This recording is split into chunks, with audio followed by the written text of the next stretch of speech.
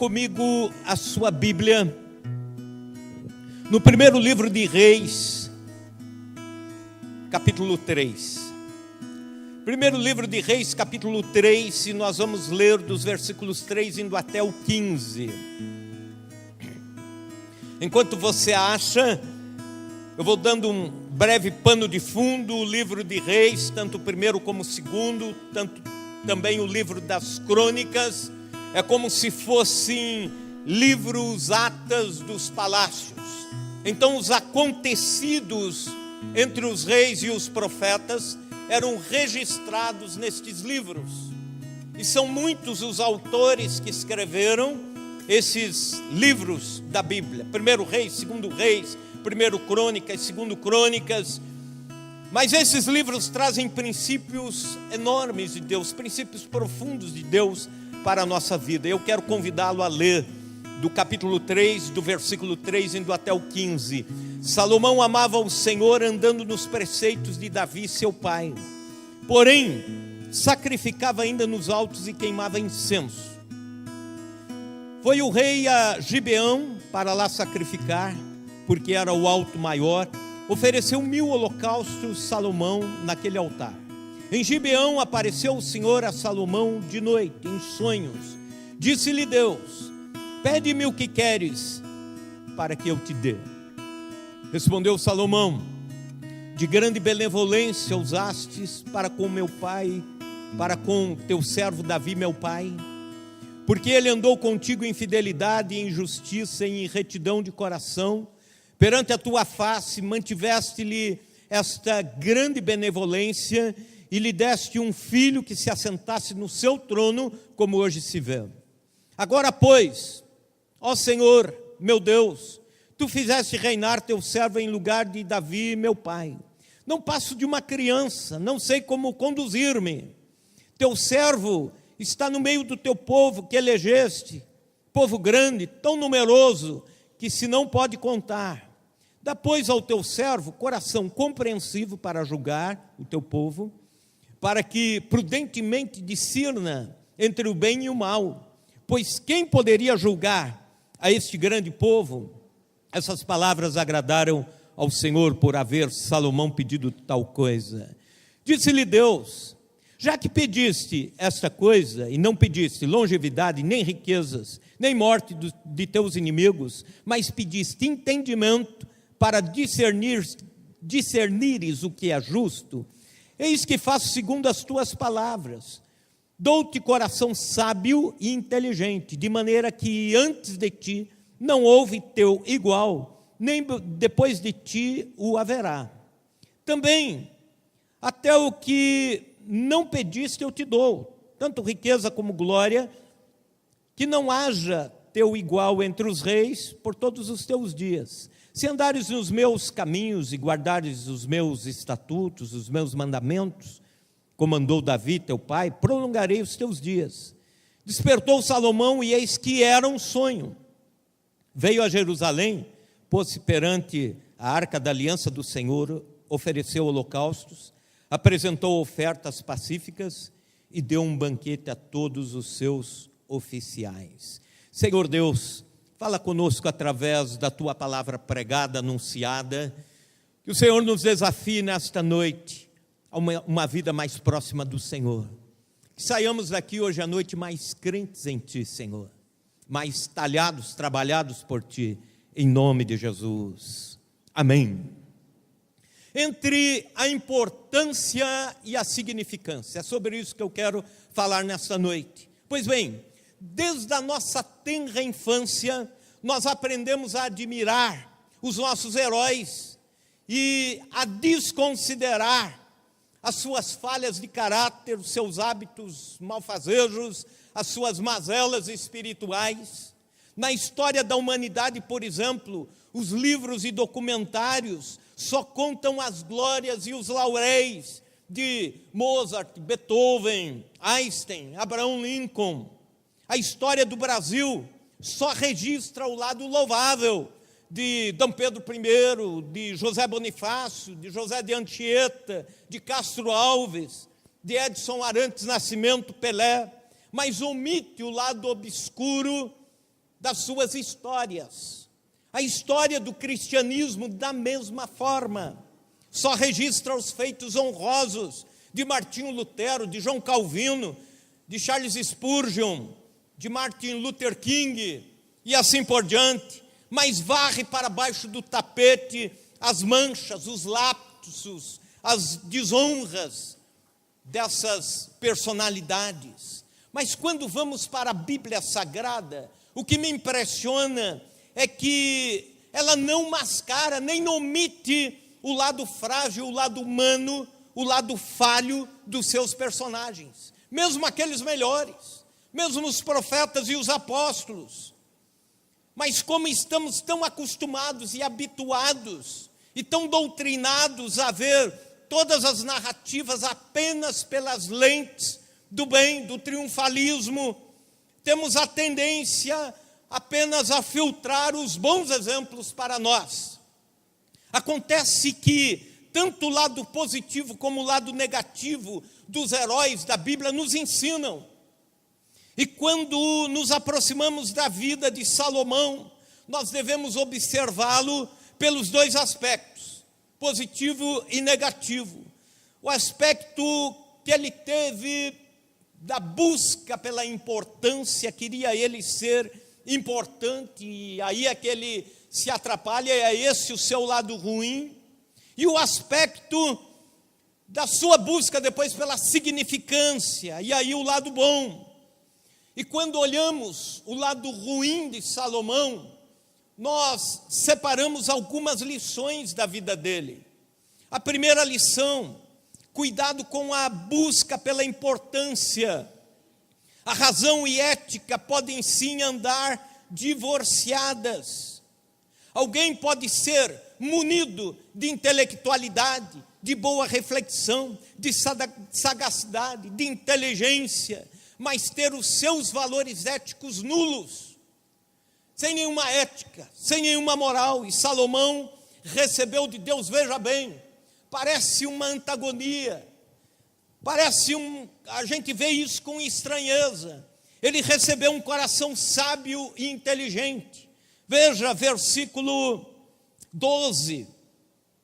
E eis que faço segundo as tuas palavras, dou-te coração sábio e inteligente, de maneira que antes de ti não houve teu igual. Em outras palavras, até o momento era o homem mais sábio e mais inteligente, e depois de ti, nem depois de ti o haverá.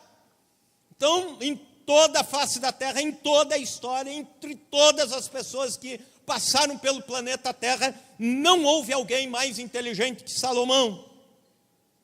Ele teve discernimento para julgar uma nação inteira. Mas veja o outro lado: mesmo sendo sábio, mesmo sendo inteligente, mesmo tendo discernimento, sabe como foi a vida de Salomão? Ele ofereceu sacrifícios a deuses estranhos. Ele continuou com um pé servindo a Deus, tentando ser, pelo menos aparentando legitimidade, e outro pé na idolatria. Nessa busca pela importância, ele casou-se ou amigou-se com 1000 mulheres. Ele chegou ao cúmulo de sacrificar seus filhos aos deuses pagãos, queimando seus próprios filhos. E estamos falando do homem mais inteligente e sábio que já pisou nesta terra.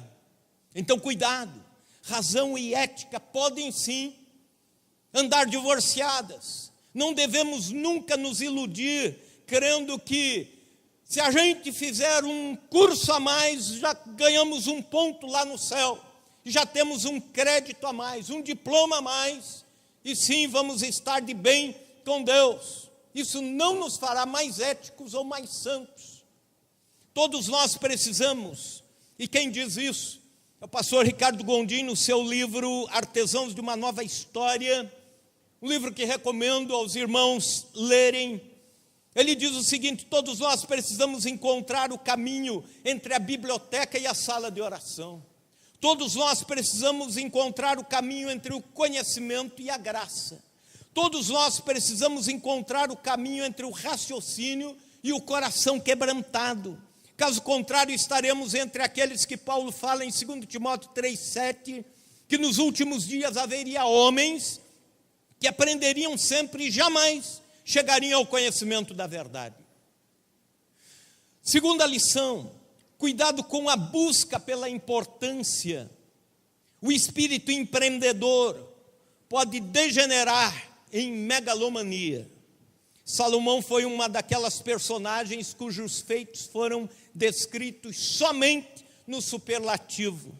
Ele era o melhor em tudo, o melhor do mundo. Lembram daquele quadro? Era ele.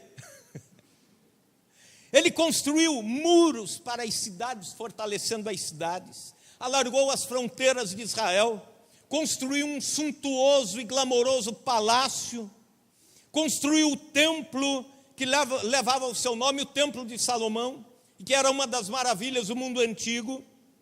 Tudo na vida de Salomão era macro, era grande, era o maior, era o melhor. Inclusive, quando ele começa a pecar, o pecado dele também vai tão fundo, que ele não consegue ter controle nisso, e acaba sendo também um grande pecador. Na ânsia pelo maior, ele exauriu os cofres da nação. Na ânsia por construir o maior, fazer o melhor, o mais caro, ele dilapidou as finanças de Israel.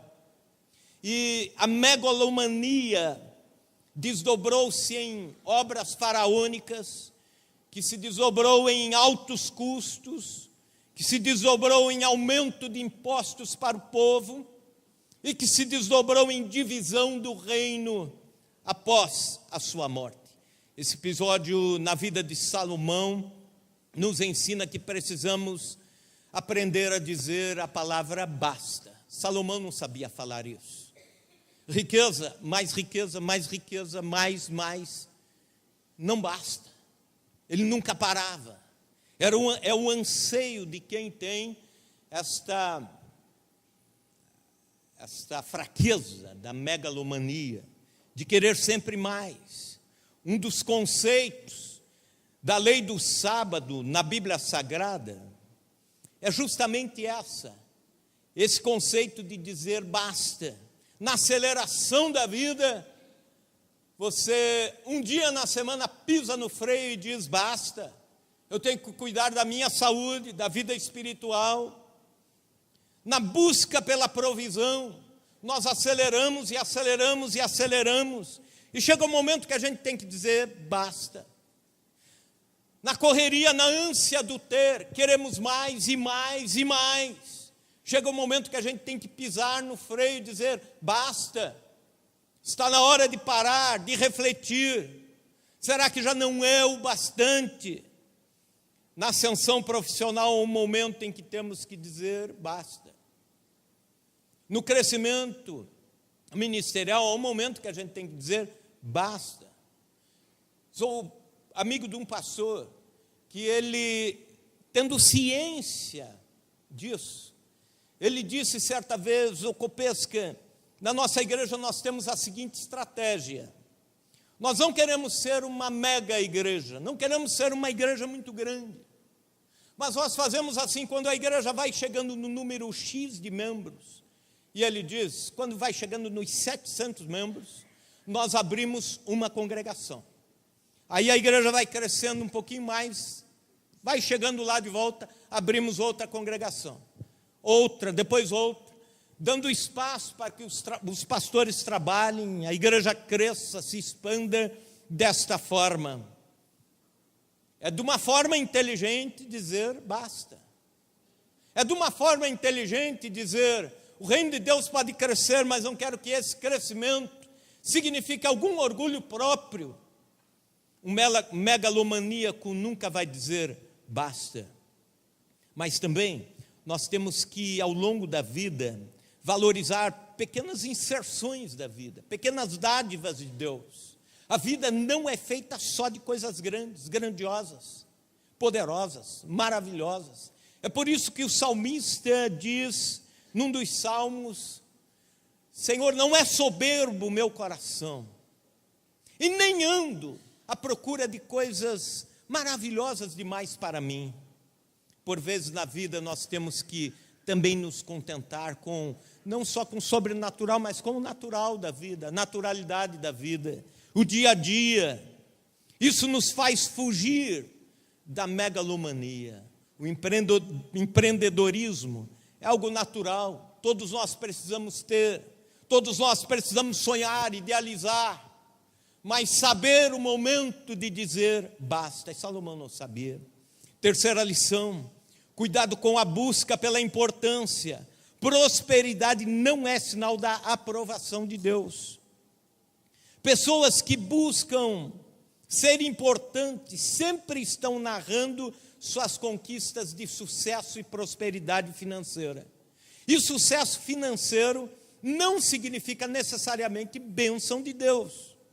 Não se interligam necessariamente. Essa é uma chamada teologia, ela é forçosa. Ela não tem o amparo bíblico, as coligações entre pensamentos e textos bíblicos. Alguns deles apenas tirados ao léu, arbitrariamente. Mas o reinado de Salomão foi próspero mais do que de todos os outros reis. E quem sabe quem observava Salomão de longe diria o seguinte: ele está debaixo da bênção de Deus. Deus está abençoando Salomão. Aí aproximava-se, iria ver exatamente o contrário, de que esse homem estava na rota da queda, estava na trilha do desvio, estava na estrada do erro. Um dos sinais de fé é a abnegação, é a resiliência de dizer: Senhor, dirige a minha vida, Senhor, dirige de uma forma que o Senhor mesmo coordene e diga o quanto eu preciso, mas desde que isso não afete a minha relação contigo, nem com as pessoas. E aliás, a verdadeira fé está longe desses parâmetros, desta falsa teologia, chamada teologia da prosperidade. Quarta lição: cuidado com a busca pela importância. Os ambientes mais requintados talvez sejam os mais impiedosos. Dizem os estudiosos que Salomão escreveu Cantares de Salomão na sua juventude. Escreveu o livro de Provérbios na sua meia-idade. E na terceira idade escreveu Eclesiastes. E torna-se notório, quando você lê o livro de Cantares de Salomão, na sua juventude, que ele era puro, romântico, poético, tinha um coração de ouro, vivia longe das tramas e armadilhas. É notório quando você lê Provérbios, que ele escreve na meia-idade, que já é um livro mais lógico, mais duro. Ele já lida com as realidades mais brutas da vida. E na terceira idade, quando escreve Eclesiastes, ele já é um cínico. Ele olha a vida com sarcasmo. Isso mostra que quanto mais sofisticado, quanto mais elitizado for o sistema em que vivemos, menos leveza temos para a vida. Eu não estou dizendo que isso é uma regra, mas é quase isso. Eu não estou dizendo que sempre será assim, mas na maioria das vezes o é.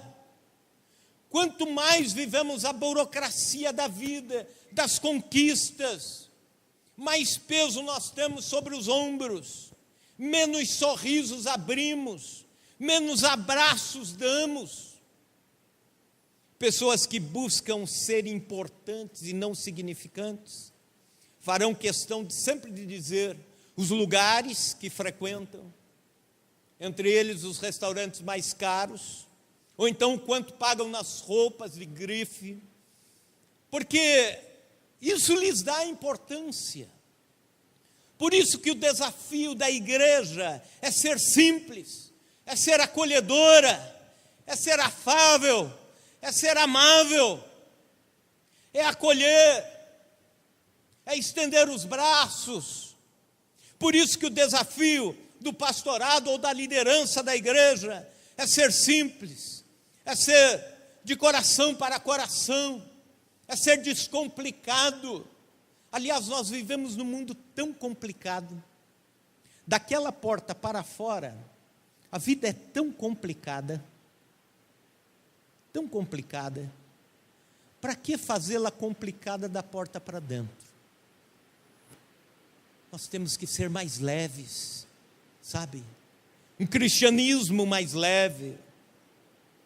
Quinta lição, cuidado com a busca pela importância. A apostasia está mais ligada à omissão do que à escolha. Analisando as quedas de Salomão, e se você ler o livro de Reis, se você ler as crônicas, estudar a história de Salomão, você vai ver que ele não fez muitas coisas erradas por decisão do momento para o outro para fazer. Mas ele foi deixando a vida levá-lo em algumas áreas. Então não foi a queda pelo que ele fez, mas pelo que ele deixou de fazer. Ele acomodou-se à idolatria das esposas que ele tinha, que vieram de outros reinos. Ele acomodou-se a um reinado com muito dinheiro, muita grana, muito poder. Ele cruzou os braços para a vida e começou apenas a levar a vida. E aí os erros foram acontecendo e ele não tinha como impedi-los. Há uma lei na termodinâmica chamada lei da entropia, que enuncia que toda energia parada tende a desaparecer. Trazendo isso para a nossa vida se nós deixarmos as coisas como estão, elas não vão continuar como estão, elas vão piorar. Se você está sofrendo um conflito familiar e diz, eu vou deixar isso como está, que se resolve, deixa quieto que se resolve. Não se resolve. Há um silêncio, mas isso vai piorando. Não estaciona, piora. Na vida cristã, se você não está feliz com a caminhada cristã, não deixa a vida te levar, não cruze os braços, faça alguma coisa, comece a orar mais, comece a buscar a Deus mais. Se deixar como está, não fica como está, piora. No ministério, não deixe como está, piora.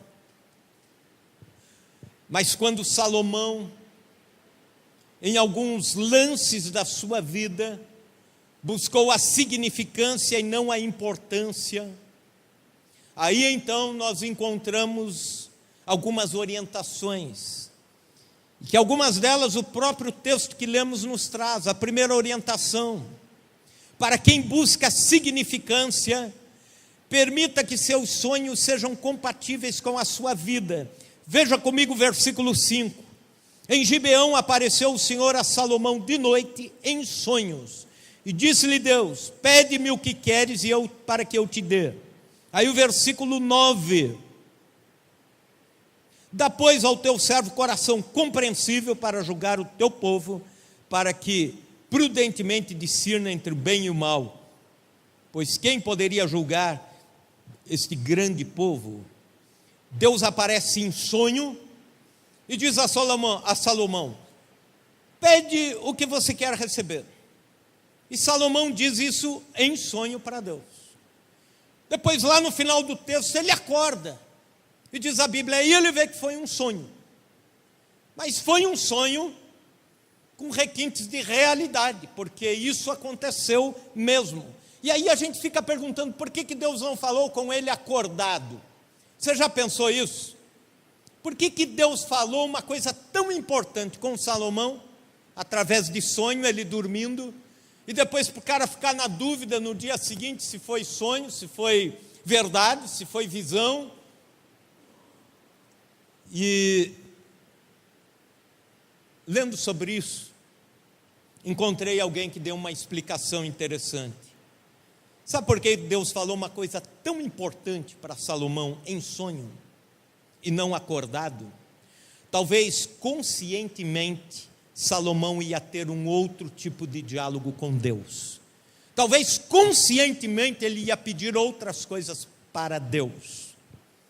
Talvez com palavras rebuscadas, expressões talhadas, ele ia desviar o assunto.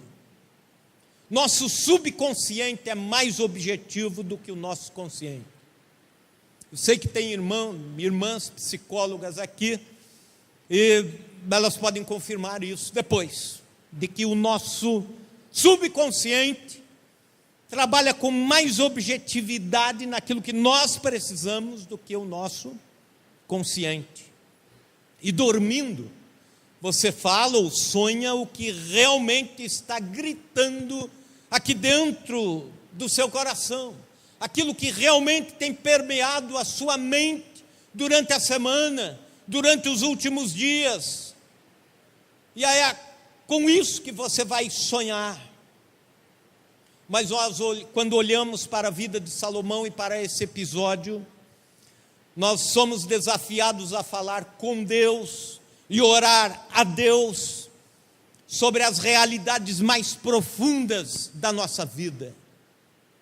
Não esperar que o sonho seja dormindo e que Deus apareça, mas acordados mesmos, nós devemos falar para Deus o que nós mais precisamos. É sabedoria, sabedoria para a vida. Senhor, é isso que eu preciso. Senhor, eu preciso de uma vida mais autêntica contigo. É isso que eu preciso, Senhor, me ajuda. Será que nas nossas orações nós falamos para Deus apenas o que é consciente? Ou aquilo que realmente precisamos e está lá no profundo do coração? Esses dias eu ouvi um pregador dizer, e achei engraçado a ilustração. Ele disse que tem crente que ora igual aqueles contratos que a gente vê no computador quando vai baixar um programa.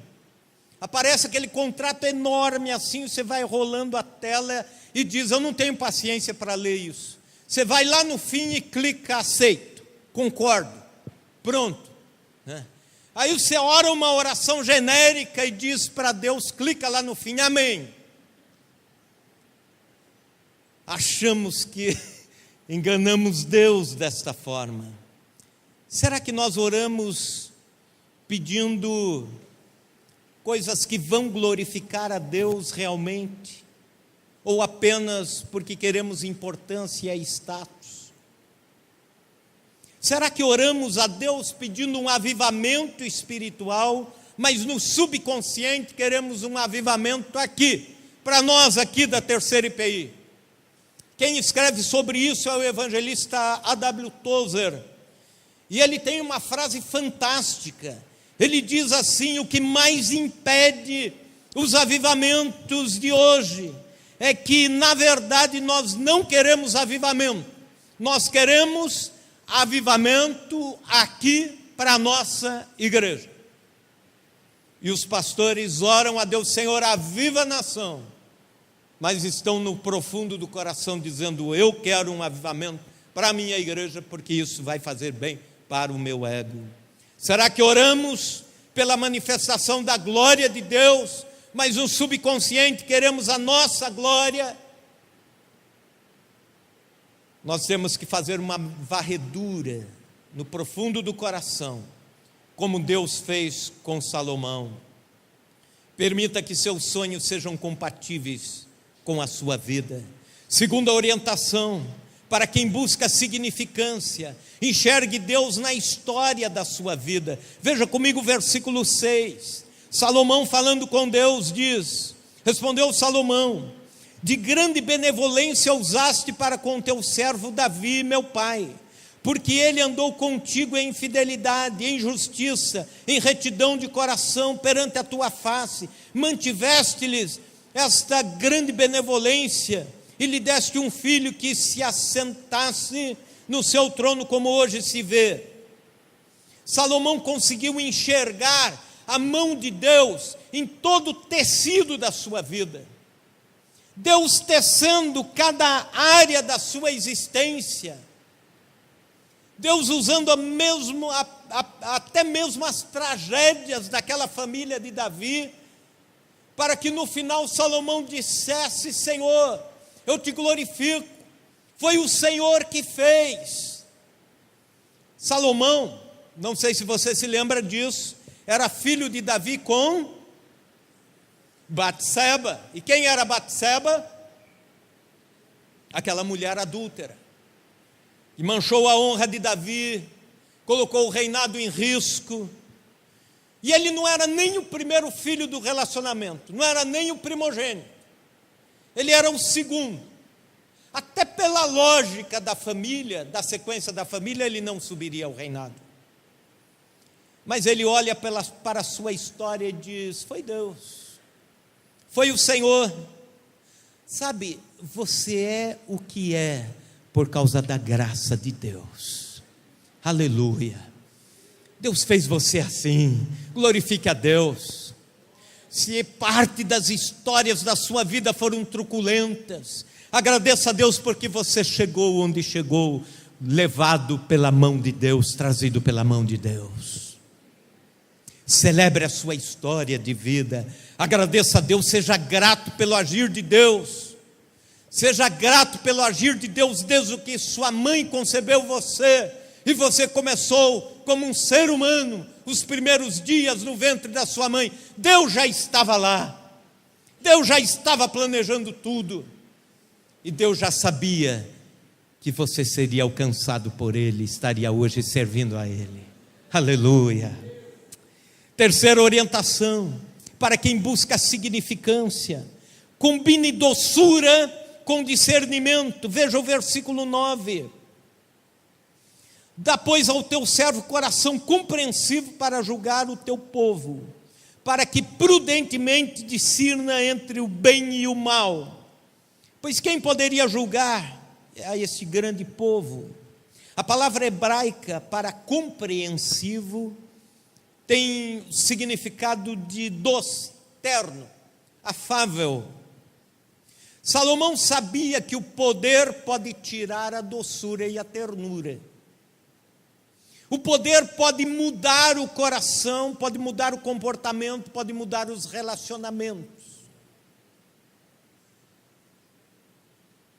Dizem os historiadores que Adolf Hitler, antes de ir para o poder e se tornar o monstro que se tornou, era um homem afável, era um homem compreensivo, que conversava, que ria, que levava uma vida normal, que tinha bons relacionamentos, que tinha um coração voltado para o sofrimento do próximo. E até por isso que ele galgou degraus maiores no partido, por causa do seu coração. Depois sobe ao poder, se torna um monstro da iniquidade. O poder pode mudar o coração. Pessoas importantes querem o poder, pessoas insignificantes podem até querer o poder, mas o poder com doçura. Essa química entre a graça e a verdade, entre discernimento e ternura, esse balanceamento entre seriedade e respeitabilidade, essa balança entre autoridade e benevolência. E Salomão pede isso para Deus. Sabe, nós vivemos numa era onde pessoas estão buscando poder para serem importantes, dinheiro para serem importantes, status para serem importantes. Lá no profundo do coração sabem que é isso, e por fora até dizem não é esse o ideal. Entregam-se a vaidades, a futilidades, em busca de fama e reconhecimento. Esses são os importantes, ou que lutam pela importância. Hollywood está cheia de gente buscando importância. A Rede Globo está cheia de gente buscando importância. Congresso Nacional está cheio de gente buscando importância. Artistas do meio gospel estão buscando importância. Uma busca incansável por fama, por grana. E nós estamos muito distantes do verdadeiro significado do cristianismo. O verdadeiro cristianismo, quando você olha para trás, você vê, estava no ensino dos apóstolos, na comunhão simples da igreja, a era dos mártires, gente que deu a vida por causa do evangelho, gente que não se importou em ser importante, mas que sabia que a sua existência tinha um significado. Nós precisamos formar uma geração de gente com relevância, com significado, gente que vai deixar marcas para a próxima geração e para a outra, gente que reflete Cristo. Ainda ontem, no casamento, nós estávamos numa mesa ali, rindo, conversando, brincando e lembrando disso. Pessoas aqui, irmãos mais antigos da igreja, jovens, dizendo: olha, o nosso tempo de adolescente passou, olha aí, gente casando, gente já entrando de cabeça nos ministérios da igreja, liderança e tudo mais. Sabe, é isso que nós precisamos. Isso é significância, é deixar marcas, é deixar legado de vida. Isso é significância. Gente que constrói legado, gente que deixa bons exemplos para a posteridade. E quando olhamos para a vida de Salomão, nós encontramos as duas faces. Isso é que é estranho demais, esquisito demais. A gente olha e diz: há um lado que a gente aprende sobre o que não ser, e há um lado que a gente aprende o que ser. E nessa noite, a partir de hoje, a nossa busca seja por significância. Seja essa a nossa vida. Permita-se falar com Deus sobre seus sonhos mais íntimos, mais secretos. Isso é significância. Enxergue Deus na história da sua vida. Isso é significância. Combine doçura com discernimento. Isso é significância. E deixe marcas nesta vida que vão abençoar a outros.